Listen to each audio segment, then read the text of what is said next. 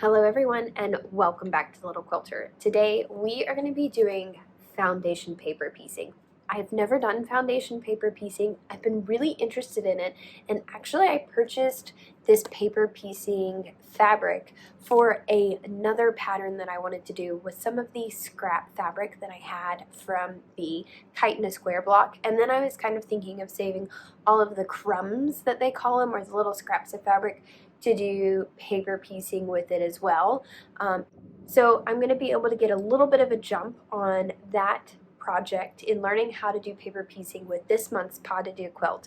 So I purchased Carol Doak's foundation paper piecing paper. You can do it on regular printer paper, but this apparently tears away a lot easier than regular printer paper. So I wanted to go with something that was easy, and I always feel like when you're doing something new, having the best tools really makes it easy, and therefore it makes it a lot more fun and something that you want to do. So that's what I'm going to be using. So first I've got to print out my design, and we're going to be doing 14 blocks from this design. So I'm going to be using some purple and gray or tan colored fabrics that I've got, and of course they're coming from the Laundry Baskets quilt fabric by Edyta Sitar. And this Pas De Deux quilt, I'll link it down below. If you're interested in it, you would need to have Rachel Hauser's Pas De Deux quilt pattern in order to do this block. So I hope that you guys enjoy, and let's jump into this.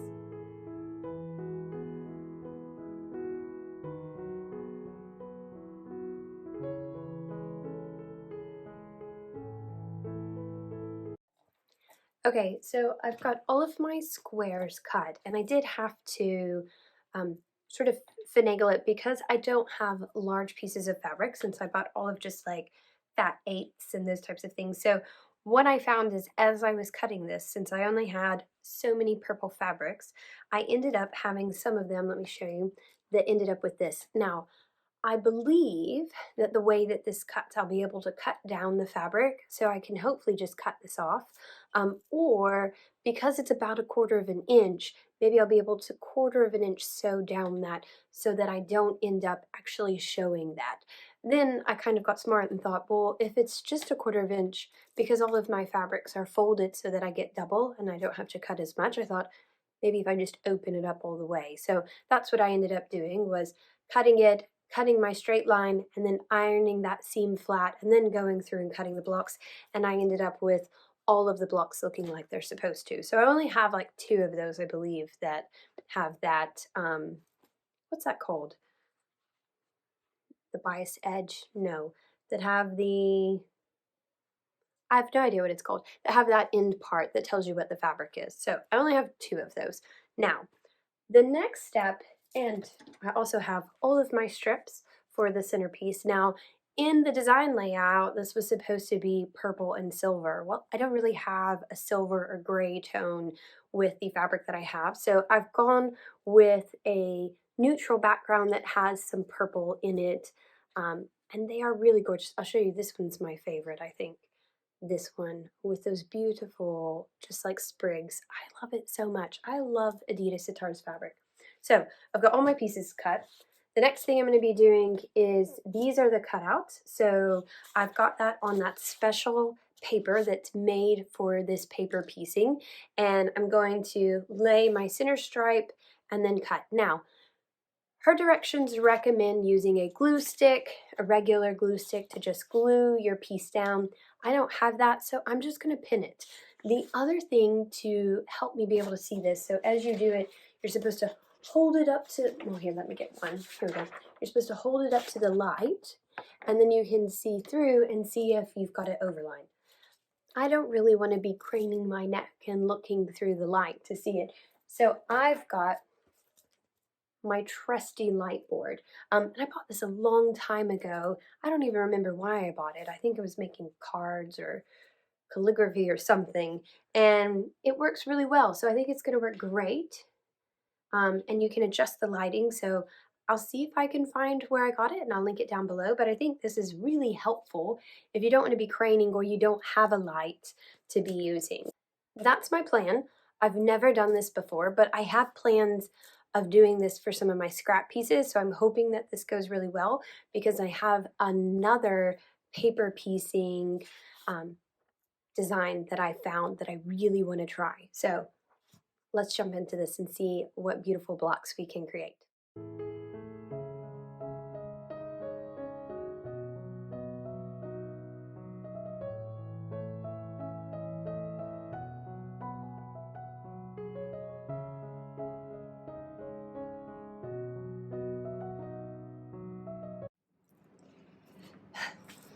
Okay, so I finished this one and looks really beautiful, right? Except that I was supposed to cut this outer line with a 1/4 inch gap around it so that it would be the correct size. I didn't completely read and I thought I was supposed to just cut on the line. So I've messed this one up. Now, I was a little bit worried, but this is the great thing about paper piecing like this is that really I just need a piece of fabric that's going to be big enough to cover this. So even though the directions have me cutting, this size of fabric, I think I'm going to actually have enough to be able to finish it because I'm not going to be able to cut the same block size from this little strip of fabric that's all that's left. But I think we'll be okay because I do think this strip of fabric will easily cover that square. So that part is good. Let's see if I can do one the right way now.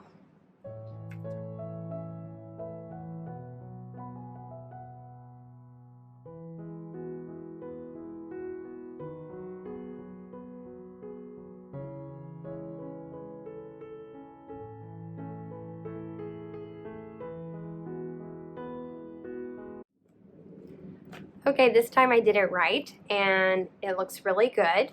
So I'm really excited with how it turned out now. So obviously the difficult part is that you're sewing on these lines, so you are kind of sewing blind, and remembering to place your pieces so that they are actually, the wrong side is on the back of the paper, right? So wrong side so that the right side faces out.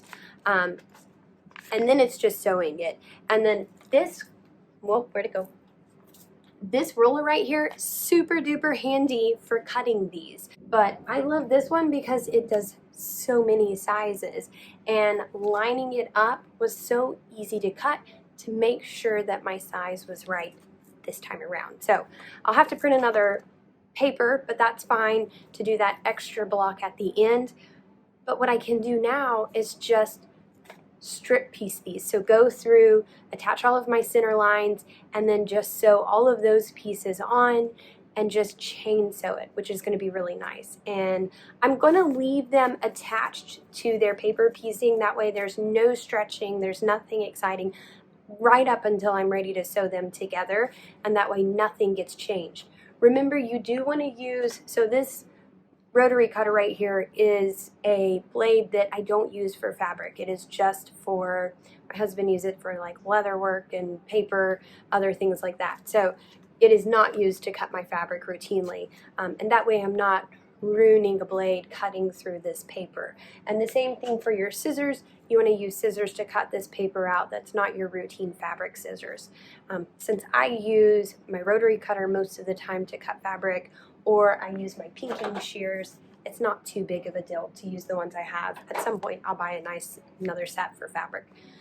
Now, back to doing this, and the other side of this is I have cut these in half and just layered them in there, so I'm not going to even think about what's sitting next to another or not sitting next to another, what group do I not have. This is going to be totally scrappy, just pulling them out and sewing them on. So we'll see what it looks like in the end. Let's do this.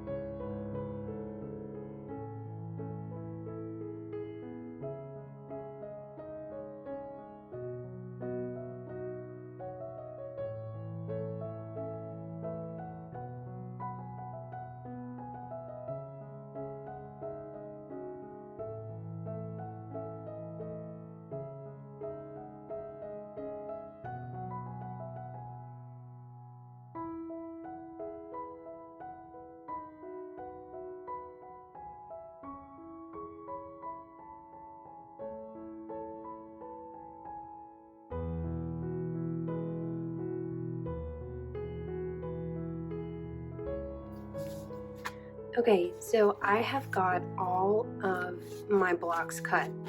No, I haven't pulled the paper off yet, but I will do that before we sew them together. And so I'm gonna lay these out in a design here, and not really, you know, just trying to give it a little bit of difference so that we're not doing the same one right on top of the same one.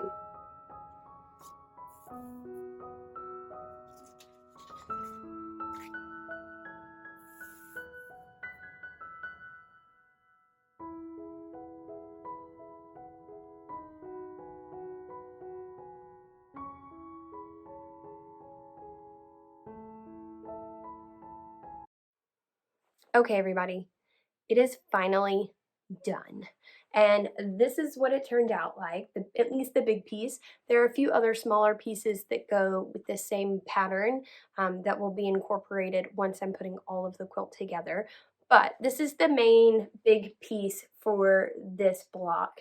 And this was probably one of the most challenging blocks that I have done thus far in the Pas De Deux quilt. And it just really came down to, honestly, these actually right here. So the little X marks that I kept getting a little bit confused in which side was the fat end and which one was the small end. I don't know why, but I would sew it, think it looked wrong, unpick it, re-sew it, and then realize I had done it wrong the second time and was probably right the first time, but I couldn't remember by that point. And so it got rearranged a few times because I kept looking at it and going, okay, well, this part's right. So if I just take this one off and move it over here, then it'll be fine. So it was a little bit complicated, but at the end, I think it looks pretty good. My points are not exact, but they're close enough. And honestly, for how complicated this block ended up being for me, I'm very happy with the results. The exciting news is I've got one more block in this month to sew, and then we actually get to put some of it together. So I'm hoping that with the next Pas De Deux episode, we will be able to complete that block and go ahead and piece some of the quilt together so that you guys can see how it's starting to come together, because it is a little bit difficult to sort of visualize this because I feel like there's so many different colors and different patterns that are happening. So I am interested to see how they all work together because I don't know. I'm going based on the color choices that she recommends, Rachel Hauser recommends in there, but I'm also sort of skewing it a little bit because this was supposed to be a purple and gray fabric, and it is kind of purple, but it's definitely not that gray. So I think it'll still work out, but I am excited to see it come together.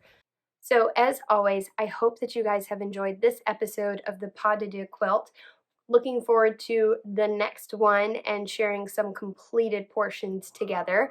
And as always, you can find this quilt linked down below by Rachel Hauser. That's the quilt designer.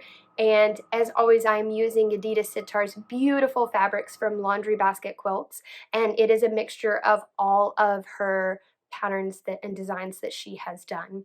So if you have questions, leave them below. Otherwise, have a wonderful day, and don't forget to like, subscribe, whatever you need to do, share, all of those things, and we'll see you next time.